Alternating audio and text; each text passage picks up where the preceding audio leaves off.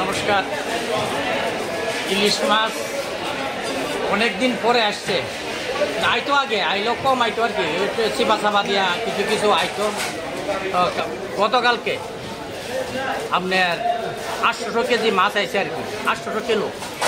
তো মাছ আইব, এতদিন মাছ আইছে না, কারণ হইল আপনার যে গন্ডগোলটা গেছে বাংলাদেশ, প্রচণ্ড গন্ডগোলের কারণে মাছ আসে নাই। আজকে গতকালকে 800 কেজি মাছ ঢুকছে, তো পূজা উপলক্ষে আরও মাছ আসবে।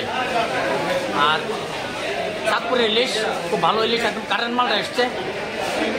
1 কেজি 100। রেটটা কীরকম? রেট 1700 টাকা।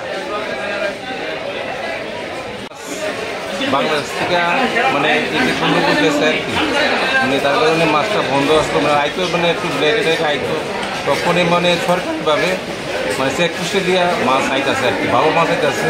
1 কিলো 100, 200, 300, 1 কিলো মানে সেরা মাছ, ভালো কোয়ালিটির মাছ আছে। বা পূজার উপলক্ষে মাছ দিচ্ছে আর কি, পূজার 12 তারিখ পর্যন্ত মাছটা আসবে।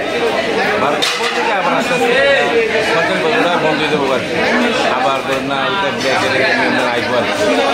মাছের কোয়ালিটি ভালো, মাছ বলতে চাকরিটা মানুষ পূজার উপলক্ষে, মানে পূজার উপলক্ষে ভালো কোয়ালিটির মাছ।